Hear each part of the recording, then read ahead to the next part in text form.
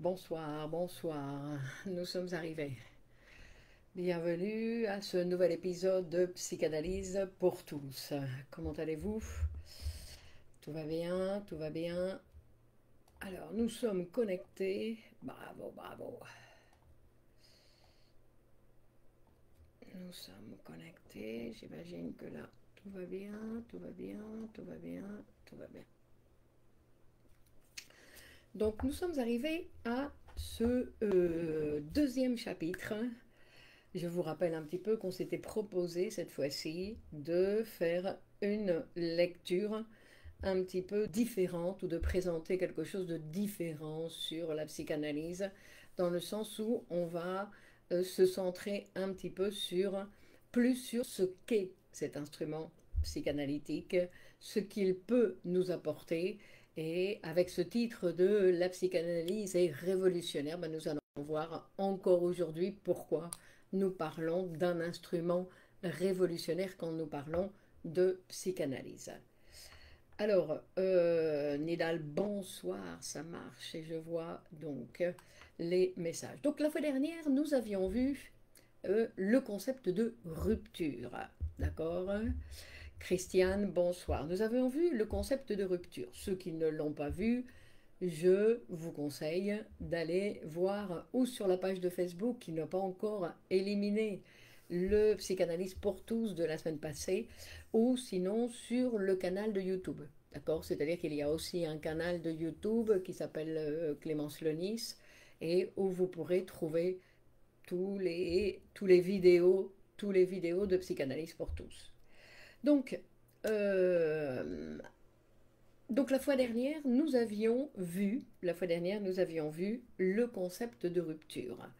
Pour montrer un petit peu, c'est un concept qui va montrer qu'il y a un avant et un après. Un avant et un après, bien évidemment, la production de l'inconscient, la production de la théorie de l'inconscient, on va dire, hein, la production de la théorie de l'inconscient. Bon, je vous rappelle que vous pouvez partager sur vos réseaux cette vidéo pour que plus de gens puissent en profiter. Donc cette fois-ci, nous allons continuer un petit peu, Féti, bonsoir, nous allons continuer un petit peu avec cette idée de cette machine révolutionnaire qu'est la psychanalyse.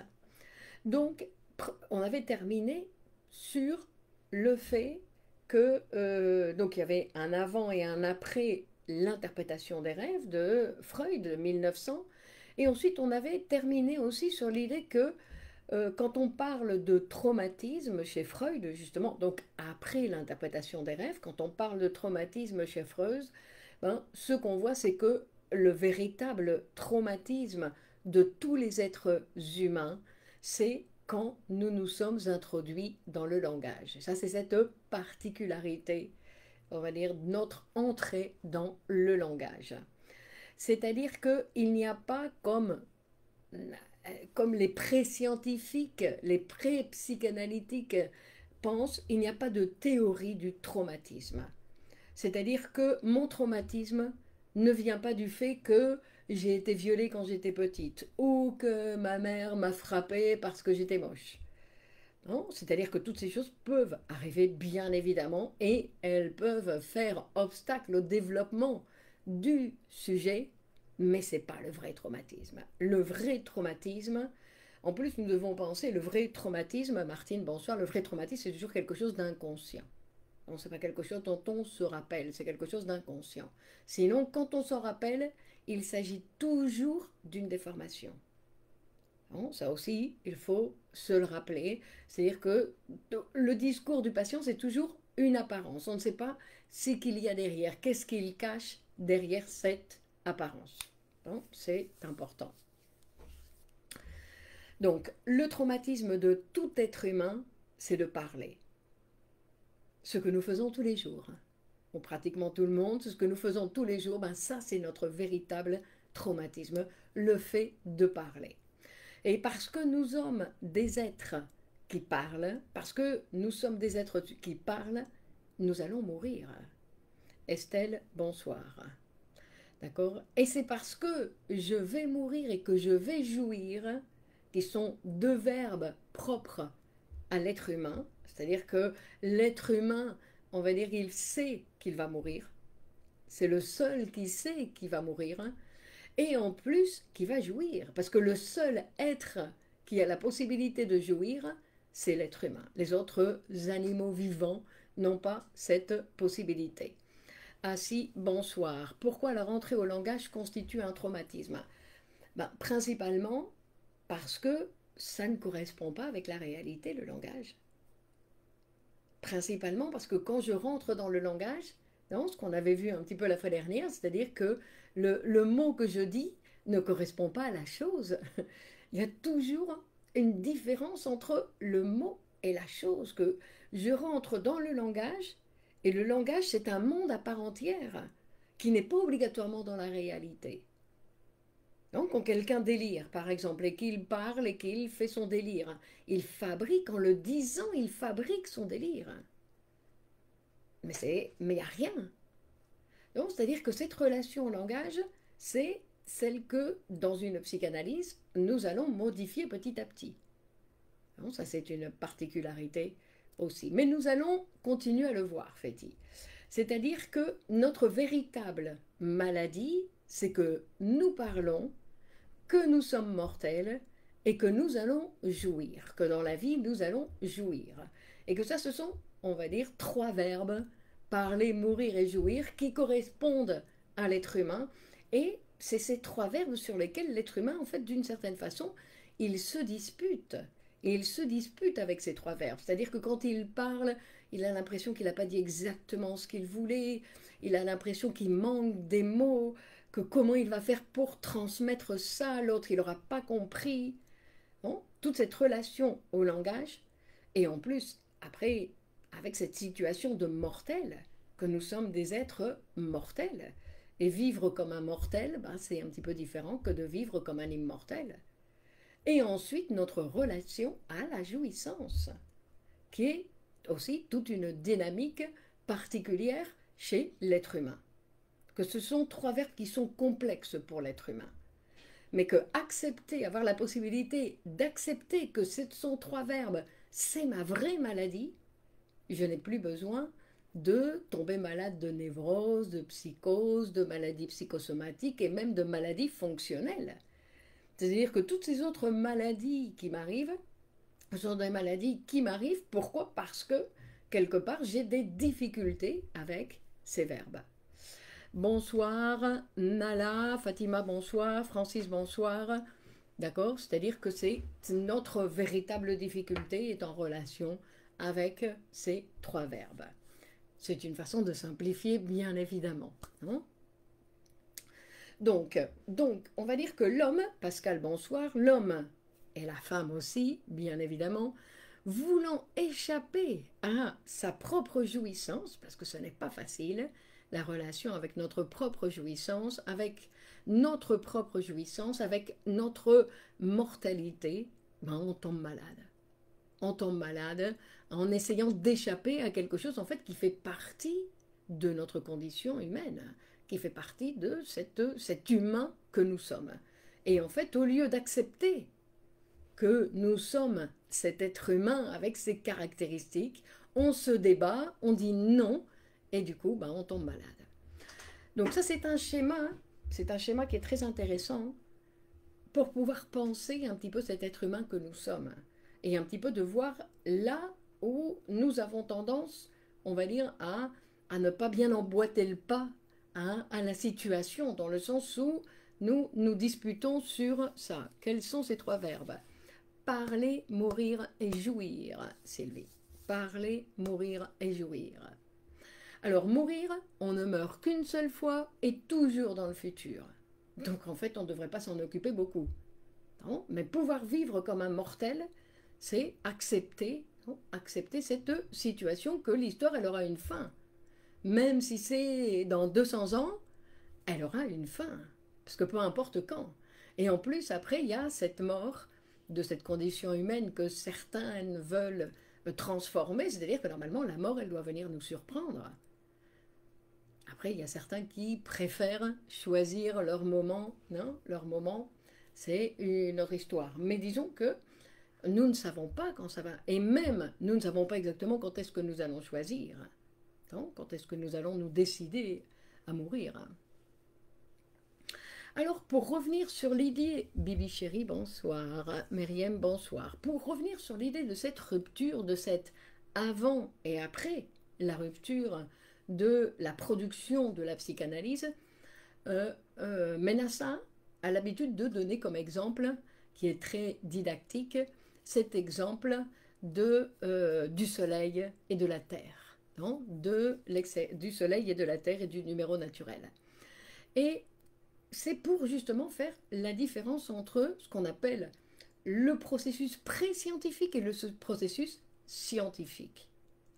Par exemple, il nous explique que, Marilyn, bonsoir, il nous explique que quand on regarde le soleil, on reconnaît l'astre, on reconnaît le soleil, on reconnaît l'existence d'un astre céleste et en même temps, on sait de quoi il s'agit. Non? D'accord. Mais je ne connais pas réellement son mouvement, je ne connais pas son mouvement réel et je confonds son mouvement apparent avec son mouvement réel. C'est-à-dire que quand je regarde le soleil, j'ai la théorie qu'on appelle la théorie géocentriste et qui va me faire dire « Tiens, le soleil vient de se lever ». Ça, c'est une phrase qui appartient à la théorie géocentriste. La théorie géocentriste, pour vous le rappeler, c'est un modèle de physique ancien, non, selon lequel la Terre se trouve immobile au centre de l'univers.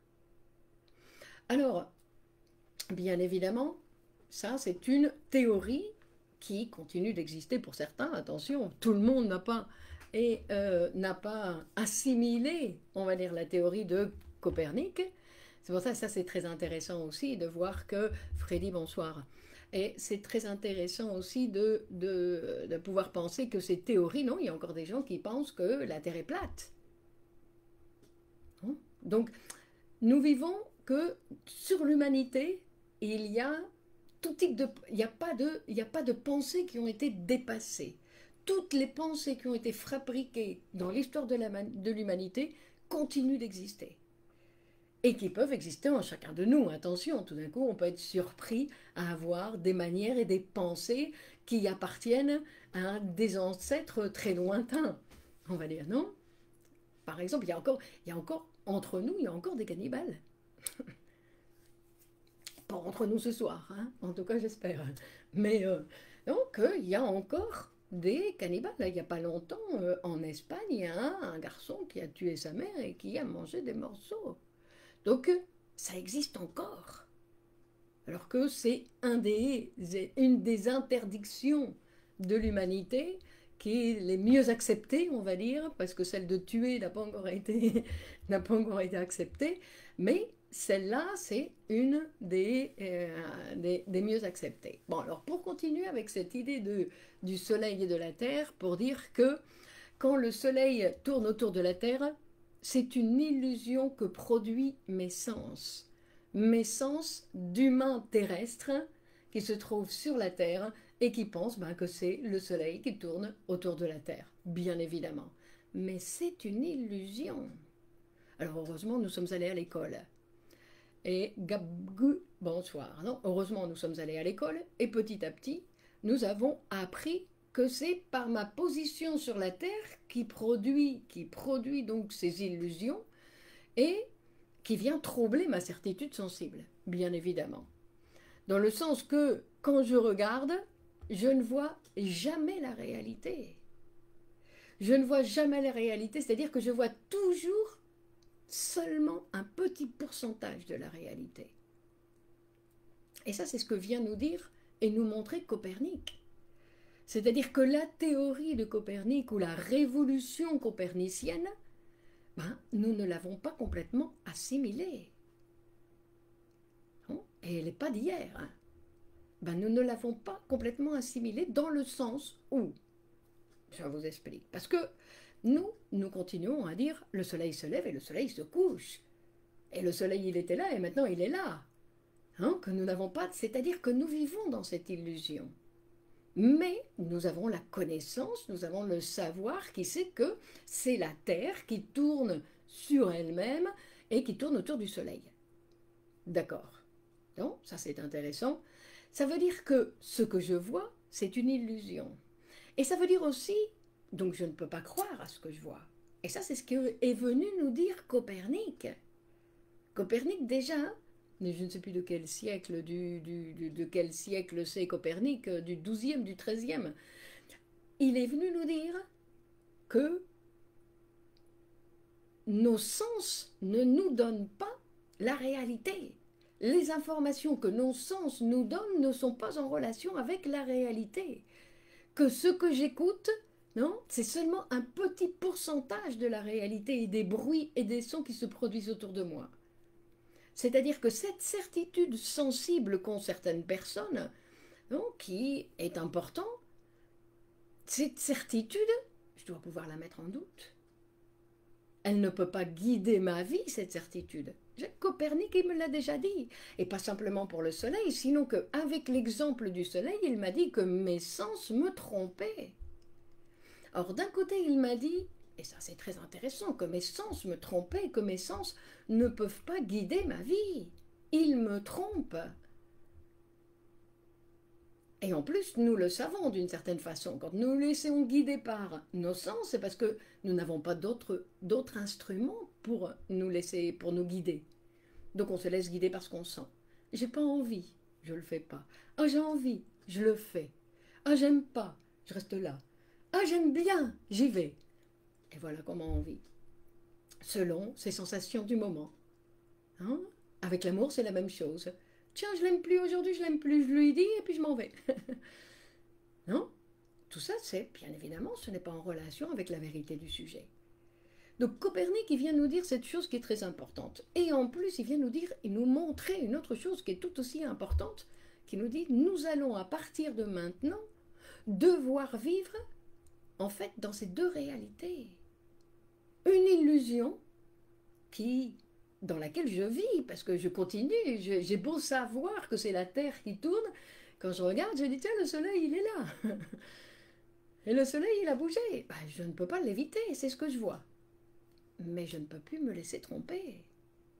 C'est-à-dire que nous vivons dans ces deux réalités. C'était un très bon exemple, l'exemple de la théorie copernicienne, ou plutôt la révolution, que disent les Français, la révolution copernicienne, parce que c'est une véritable révolution. À partir de Copernic, nous devrions avoir abandonné nos sens comme guide pour notre vie. Et pourtant. Donc, c'est-à-dire que cette révolution n'a pas encore été complètement assimilée. Non ? Pour certaines personnes, n'a pas été complètement assimilée. Alors, des fois, comme dit Freud, il faut en rajouter une autre pour terminer d'assimiler la première. C'est vrai, c'est vrai. Mourad, bonsoir. Donc, c'est pour ça qu'on va dire que cette théorie géocentrique est une théorie pré-scientifique. Parce qu'ensuite va se produire donc cette révolution copernicienne qui va nous montrer que, justement, notre manière d'être, parce que ce n'est pas que nous sommes stupides et que c'est pour ça que nous nous laissons tromper par le mouvement du soleil. C'est parce que notre position sur la Terre nous empêche, que nous avons besoin de la science pour nous rendre compte réellement de ce qui se passe. Que sans la science, l'être humain, sur sa situation terrestre, ne se rendrait compte de rien. Hein? Ou comme les Gaulois qui croyaient que le soleil allait leur tomber sur la tête. D'accord? C'est-à-dire que nous avons besoin, on dit que la particularité de la science, c'est qu'elle vient enlever un voile qui nous aveuglait, quelque chose que nous n'étions pas capables de voir. Et qui vient montrer, alors bien sûr, toutes ces nouveautés, à chaque fois, comme vous le savez. D'ailleurs, il y a un très bon film, je ne me rappelle plus, sur l'histoire de Copernic, un très bon film français, je ne me rappelle plus maintenant ni comment il s'appelle, ni l'acteur, mais l'acteur était exceptionnel. Un film où justement le Copernic se retrouve face à ces juges-là qui veulent l'enfermer, et comment il va faire pour et démontrer justement ce que pour lui est évident. En plus, pour lui, c'est évident. Non? Et comment il va le montrer à l'Inquisition, à l'Inquisition pour leur montrer que c'est la Terre qui tourne, que c'est pas le Soleil. Non? Bon. Et donc tout ça, ça a été très difficile pour l'être humain d'accepter. C'est-à-dire que l'être humain, à chaque fois qu'on lui donne une nouvelle idée, il dit non. Non? La verticalité est nécessaire. Non? C'est-à-dire que, mais ce qui est intéressant, donc, c'est de penser que l'être humain a besoin des sciences pour se rendre compte. C'est-à-dire que, comme il a besoin des lunettes ou des jumelles pour voir de loin, ou des microscopes pour voir de près, augmenter ses possibilités. Et la science, c'est un instrument de la même chose, c'est comme un microscope, c'est quelque chose qui va nous resituer dans notre situation d'être humain. Que nous ne sommes pas cet être humain tout-puissant que nous croyons être. D'ailleurs, c'est pour ça que Freud va parler, Kant d'abord va parler de cette blessure narcissique qu'est la révolution copernicienne, parce que l'être humain va dire comment nous ne sommes pas au centre, que la Terre, cette planète, n'est pas au centre de l'univers. Quelle horreur! Mais si nous sommes, nous, des dieux, comment est-ce possible? Et donc, première blessure narcissique pour l'être humain. Première naissée. Et la blessure, elle est premièrement, parce que une des blessures, c'est qu'il ne sent pas, il ne se rend pas compte qu'il a besoin de la science, il a besoin des scientifiques, il a besoin d'étudier pour se rendre compte réellement là où il se trouve. Parce que lui, il n'a pas cette capacité. Bon, c'est très intéressant. C'est très intéressant de se rendre compte petit à petit de ces choses-là. C'est-à-dire que nous vivons dans un monde, tout ce qui nous entoure, c'est que de l'apparence. Qu'après, il faut une traduction, on va dire, pour voir de quoi il s'agit réellement. Et d'un autre côté, nous avons besoin d'étudier, d'apprendre les sciences pour pouvoir nous situer. La nouveauté dérange toujours. D'accord? Et Freud va nous dire, Freddy, que la nouveauté dérange toujours parce qu'il y a un travail psychique à faire. Face à toutes les nouveautés, l'être humain a toujours eu des difficultés à accepter le nouveau dans sa vie. Même une transformation propre du sujet, c'est difficile pour lui d'accepter. Pourquoi? Parce que dans tous les cas, il y a un travail psychique à faire.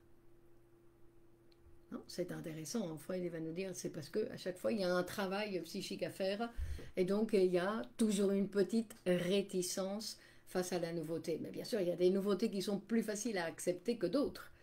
Mais ne croyez pas, il faudrait aller étudier, voir combien de temps on a mis à accepter la fourchette. La fourchette, combien de temps on a mis à accepter d'utiliser la fourchette, parce que la fourchette, elle existe depuis longtemps.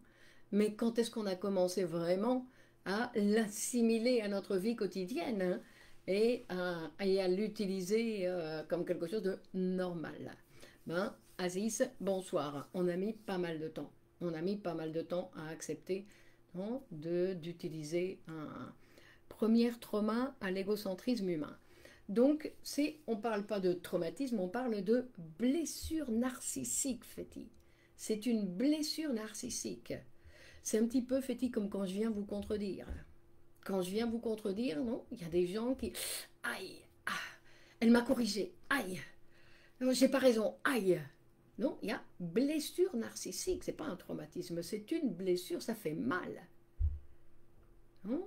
Un traumatisme, ça déglingue tout le truc, c'est différent. Là, c'est une blessure. Hein? Et donc c'est-à-dire que la préscience est une caractéristique, une condition de l'être humain. Mais après, il y a la science. Et en fait, nous vivons à chaque fois dans les deux choses. D'accord? C'est ça qui est intéressant. C'est pas que la science, du coup, je suis un scientifique et je me rends compte que c'est la Terre qui tourne autour du Soleil. Ben non. Je continue à vivre dans cette illusion. Mais je sais que c'est une illusion. Donc ça change toute ma vie, bien évidemment.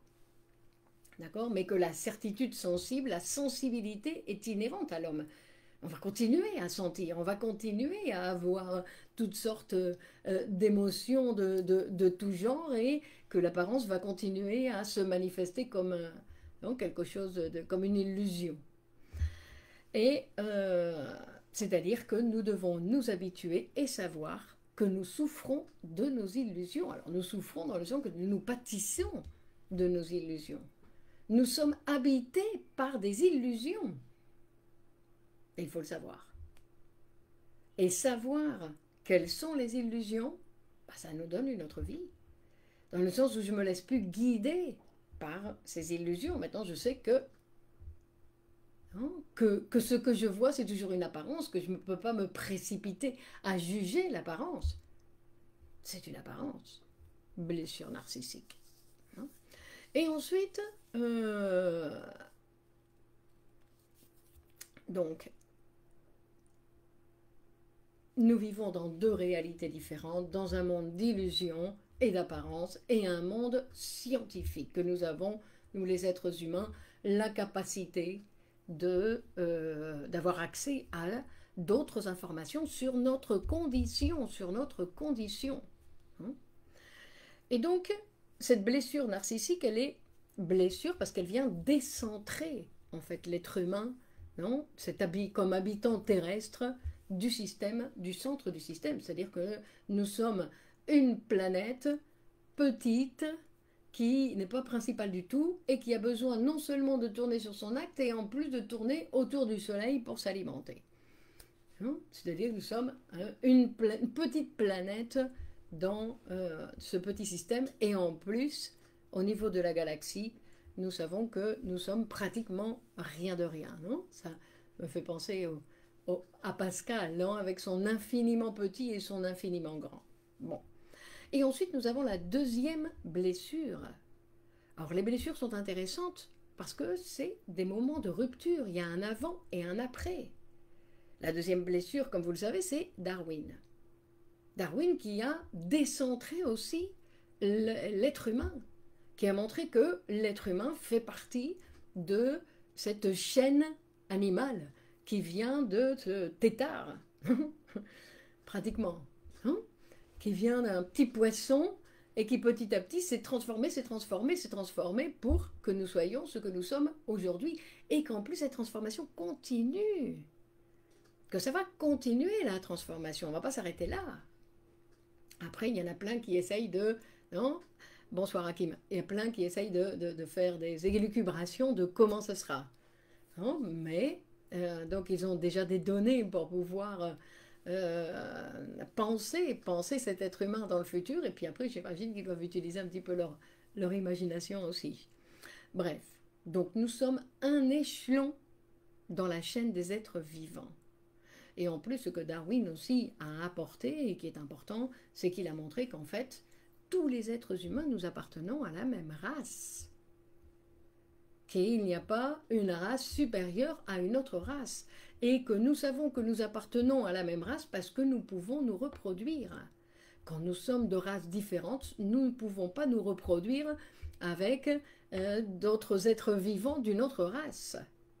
Mais nous pouvons nous reproduire avec tous ces êtres humains qui habitent sur la planète de toutes les couleurs, quelle que soit leur couleur et leur situation géographique. Fior, bonsoir. Bon, ça c'est pour Darwin. Darwin qui est venu nous dire que nous venons de l'animal. Pas d'un dieu, non, nous ne venons pas de la cuisse de Jupiter, non, d'un animal, d'un petit tétard. Alors imaginez, oh, une autre blessure. Et donc, et en plus, nous avons cette troisième blessure qui est la blessure de Marx. Marx, il va venir nous dire que le sujet n'est pas individuel, qu'il n'existe pas de sujet individuel, que nous appartenons à un système. Et comme nous appartenons à un système, nous sommes déterminés par ce système. Et que le système, ce sont les forces productives. Et que nous sommes déterminé par notre situation sociale, on va dire par notre situation sociale, et qu'en plus cette détermination est inconsciente. Et Ménassa disait qu'il était plus facile de changer de sexe que de changer de position sociale. De position sociale dans le sens où il y a ceux qui possèdent les machines à produire et ceux qui travaillent dans les machines. Hein? Et que même quand on travaille dans les machines ou quand on travaille dans les services ou les jeunes riches ou les jeunes millionnaires, non, qui n'ont pas changé, ils gagnent plus d'argent mais ils n'ont pas changé de classe sociale. Et changer de classe sociale, c'est accaparer en fait les modes de production. Et Kajim, bonsoir. Et Freud donc va reprendre donc ce qu'avait déjà présenté Kant pour nous dire que bien évidemment la théorie de l'inconscient vient encore une fois blesser, Rachid bonsoir, vient encore une fois blesser notre narcissisme. Donc notre sensibilité du terrestre, du sujet terrestre qui va être donc blessé par cette théorie de l'inconscient. Car la théorie de l'inconscient vient lui dire que ce qu'il pense, en réalité, est une apparence. Ce qu'il pense, c'est-à-dire qu'il éloigne Descartes. Je pense donc je suis, non. La psychanalyse va dire je pense là où je ne suis pas. C'est-à-dire que ce que je pense, ce n'est qu'une apparence. Ce que je dis de ce qui m'arrive, c'est une apparence. Non? Vous avez commencé pour ça. Pardon Rachid, la prochaine fois, on vous attendra. Non? C'est-à-dire que c'est important que la vérité, notre vérité de chacun d'entre nous, a lieu sans que nous le sachions. Et quand je dis la vérité de chacun d'entre nous, parce que je ne parle pas de la vérité générale, ni de la vérité scientifique, ni de la vérité politique, je parle de la vérité du sujet. Pourquoi il vit ce qu'il vit? Pourquoi il fait la vie qu'il fait? Pourquoi il a pris telle décision? Alors bien sûr, vous savez que les êtres humains, ils aiment bien donner des explications. Ils viennent, ils donnent, non, c'est parce que j'ai fait ceci, parce que ceci, j'ai fait cela, parce que cela. Et ils donnent plein d'explications. Ça n'est qu'une apparence. Ça n'est qu'une apparence. Et il s'agit toujours d'autre chose, que derrière cette apparence, il y a toujours autre chose. C'est-à-dire que le sujet, en fait, il ne sait rien de ce qui lui arrive. Il ne sait pas pourquoi il a choisi cette femme, pourquoi il a choisi cet homme pour vivre avec lui. La voix est faible.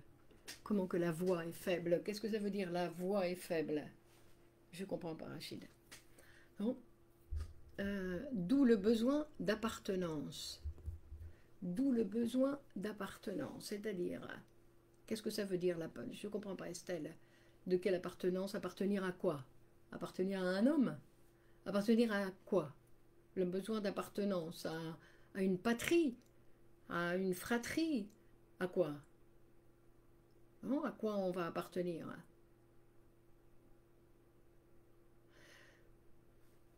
Alors, tout ce que l'homme ignore n'existe pas pour lui, effectivement. Donc l'univers de chacun se résume à la taille de ses connaissances, affirmait Einstein. Exactement. D'accord? À un groupe. Si, mais l'appartenance... Oui, le son est un peu faible. Pardon. Mais il disait la voix VOIE, c'est pour ça que... Là, ça va mieux? On m'entend mieux? Alors, le fait d'appartenir... Moi, je pense que c'est plus appartenir à des idées, plus qu'à un groupe. Parce qu'un groupe, en fait, on change de groupe, on passe du groupe familial pour rentrer dans un autre type de groupe. C'est très bien, hein? Mais je ne sais pas si c'est pour l'appartenance. Le sens paraît donc comme un élément catalyseur du sujet. Que le sens, en fait... Non, Freddy, parce que le sens n'existe pas. Le sens de notre vie n'existe pas. Quand on dit qu'une interprétation en psychanalyse, elle dure un instant. Elle dure le temps que je le dis. Une fois qu'elle est dite, le sujet, il l'a écouté, ça a transformé la machine, et ça y est, c'est autre chose.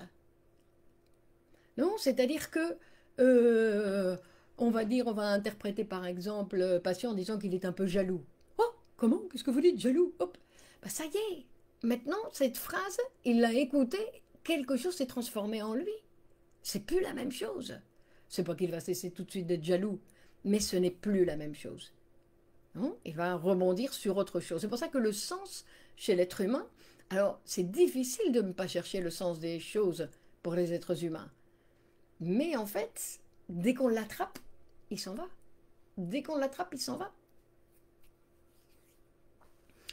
Donc, euh, donc on disait que l'être humain sait peu de choses sur lui-même. Non, et il ne sait pas pourquoi il vit comme il vit, il ne sait pas pourquoi il fait ce qu'il fait, il ne sait pas pourquoi il aime ou il déteste, ou qu'est-ce qu'il fait avec tous ses sentiments. Non, il ne sait pas, d'ailleurs, il ne sait pas quoi trop en faire. Et ensuite, nous allons voir, donc ça c'est pour les blessures, non? Comme on disait la fois dernière, c'est-à-dire que la blessure de la théorie psychanalytique, c'est celle qui vient nous dire que le moi n'est pas maître dans sa demeure.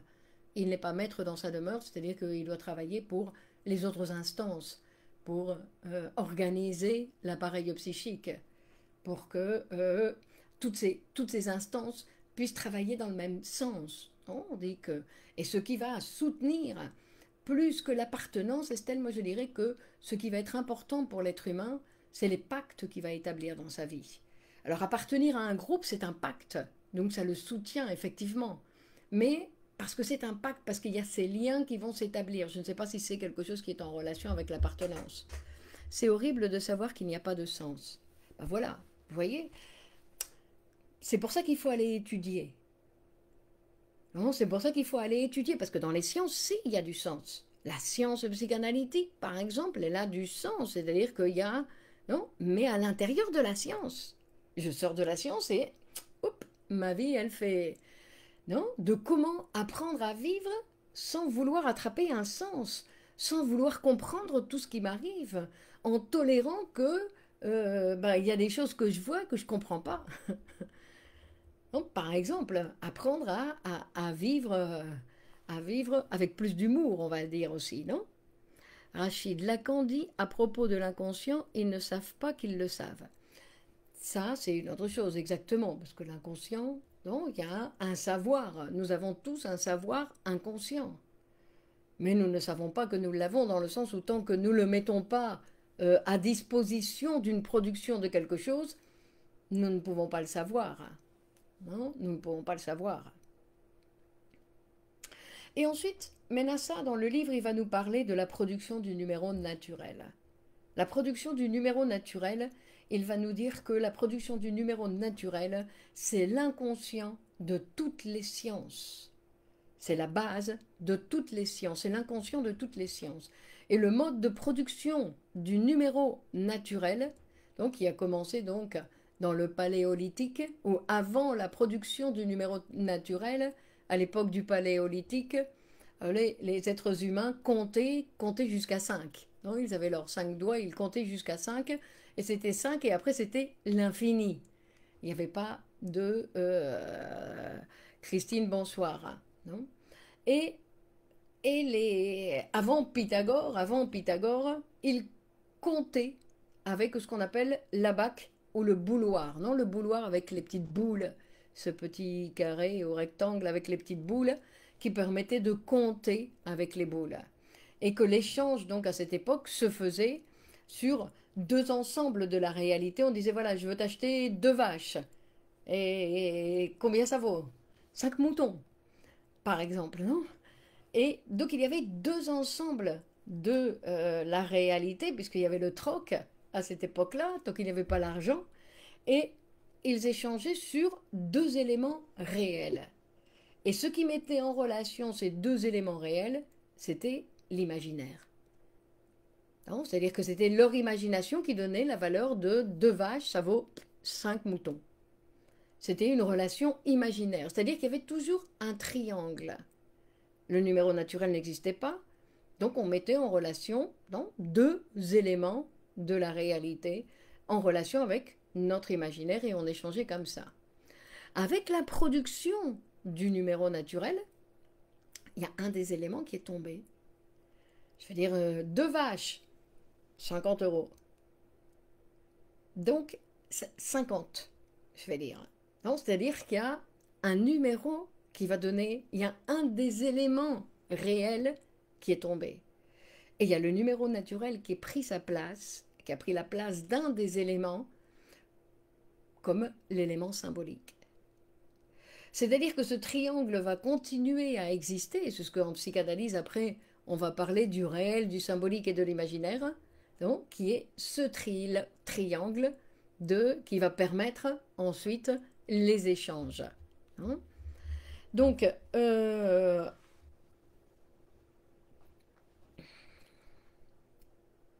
c'est-à-dire qu'à partir de ce moment, tous les produits scientifiques vont être dans ces 3 champs, dans ce triangle, réel, symbolique, imaginaire. Tous les produits scientifiques vont se retrouver avec ces 3 éléments. En fait, ce n'est pas des éléments, sinon c'est comme des espaces, des lieux. Non, mais sans l'apparition du numéro naturel, et ensuite, après, il y a l'apparition du numéro naturel, et après, il y a l'apparition du numéro irrationnel. Nous rentrons dans un autre monde avec l'apparition du numéro irrationnel. Et l'apparition du numéro irrationnel va pour toujours séparer la chose du mot. Le numéro irrationnel, c'est celui qui va séparer la chose du numéro et du mot. Ensuite, c'est avec la production des grandeurs géométriques. La production des grandeurs géométriques, d'apprendre à compter la longueur, la largeur, d'apprendre à mesurer, c'est-à-dire que les grandeurs géométriques ont été la porte d'entrée vers la physique.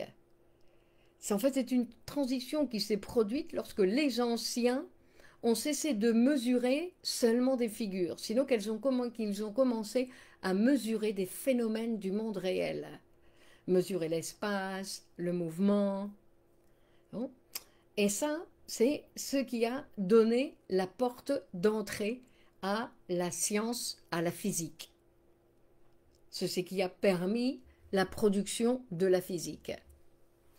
Et avec la physique, bien évidemment, s'est ouvert la porte du capitalisme. C'est-à-dire que c'est avec l'événement de la physique que on a pu construire cette machine-instrument qui a permis la production en série. Et avec la production en série, est arrivé le système capitaliste. Et c'est dans ce système capitaliste, c'est-à-dire c'est ce système capitaliste qui a produit les sciences qui vont transformer ce système. Et les sciences qui vont transformer le système du capitalisme, c'est-à-dire ce sont des sciences, la psychanalyse, le marxisme et la théorie du signe linguistique. Ce sont les 3 théories, la théorie de la valeur, la théorie de l'inconscient et la théorie du signe linguistique, ce sont les 3 théories qui se sont produites dans le système capitaliste, c'est-à-dire qui ont eu besoin du système capitaliste pour se produire, et qui vont servir à la modification du système capitaliste. C'est-à-dire qu'il va falloir utiliser, c'est pour ça que la diffusion de la psychanalyse est très importante, parce que c'est la possibilité d'utiliser correctement la psychanalyse pour pouvoir transformer ce qui aura des conséquences. De toute façon, la psychanalyse a déjà eu des conséquences au niveau de l'art, avec le mouvement surréaliste, avec le marketing. Il y a déjà eu beaucoup de conséquences des effets de la psychanalyse sur ce qu'on a découvert de ce que c'était la psychanalyse. Mais maintenant, c'est à nous de nous transformer. Pas simplement d'utiliser les instruments pour... Quand vous voyez par exemple les politiciens aujourd'hui, ils savent bien que peu importe quelle est la réalité, ce qui compte c'est ce qu'ils disent de la réalité. Hein. Quand vous voyez les politiciens aujourd'hui, ça, pour eux, c'est clair. Eux, ils le savent, que le plus important, c'est ce qu'ils vont dire quand ils disent que la situation économique est fabuleuse, que tout va bien, que... Non, Trump, il dit que la situation aux États-Unis n'a jamais été aussi bonne que depuis que lui, il gouverne. Et peu importe, quelle que soit la réalité, ce qui compte, c'est ce qu'il dit. Et c'est ce que les journaux répètent, et c'est ce que les radios répètent, et ce qu'on répète, et on finit par le croire. Même si autour de nous, on voit que tout s'écroule. C'est pour ça que c'est le plus important. Ce n'est pas la vie que je vis, sinon c'est ce que je dis de la vie, de ma vie. Le plus important, c'est ce que je vais dire. Et donc ça, c'est les politiciens. Non, ils ont été formés pour, pour avoir un discours, pour se rendre compte que peu importe la réalité, on s'en fout de la réalité. Ce qui est important, c'est ce que je vais en dire. Donc voilà pourquoi vous pouvez partager cette vidéo sur vos réseaux, parce que c'est quelque chose d'important que nous puissions tous, autant que nous sommes, avoir accès à ces informations pour que, après, chacun d'entre nous prenne la décision de dire, bon d'accord, je vais passer par l'expérience, surtout que nous sommes au 21e siècle. La psychanalyse aujourd'hui, elle est assez répandue pour que nous puissions dire, je vais passer par cet instrument, cet instrument moderne. Je veux dire que c'est quelque chose de très intéressant. Non, c'est quelque chose de très intéressant pour l'être humain que nous sommes. Non, tous ces gens qui s'ennuient, il y a beaucoup de gens qui s'ennuient, qui viennent se psychanalyser. Vous allez voir que quand on commence à se psychanalyser, l'ennui se termine, on en finit avec l'ennui. On cesse de s'ennuyer, par exemple. Non, Hakim, je vous en prie. D'accord. Donc, l'instrument psychanalytique est vraiment très important et qu'il y a beaucoup de manières d'avoir accès à la psychanalyse. Moi, je suis à votre disposition, bien évidemment, en ligne pour tous ceux qui ne sont pas à Madrid. Et puis, parce que c'est important que nous puissions tous passer par cette machine. Non, Néléa, bonsoir. Bah oui, j'arrive sur la fin. J'ai été plus vite que prévu, apparemment, parce que normalement je termine sur 10 heures ou vers 10 heures. Donc, mais de toute façon, on continue la semaine prochaine, d'accord? On se retrouve la semaine prochaine pour le chapitre numéro 3, où nous allons voir, nous allons continuer à voir un petit peu, parce que l'idée c'est un petit peu de voir comment s'est produit la psychanalyse. Donc petit à petit, à chaque chapitre, nous allons avoir des éléments qui vont venir s'ajouter pour que nous puissions avoir une petite idée de comment fonctionne, comment s'est fabriquée cette science, cette nouveauté, non? Comment elle a sauté l'abîme, comment s'est produit, non, cette rupture. Bonne soirée, la dame en bleu qui nous enlève les bleus à l'âme.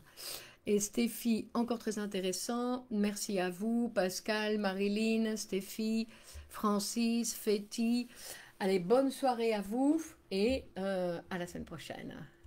D'accord, très bien. Allez, bonne continuation. Au revoir. Ciao, ciao.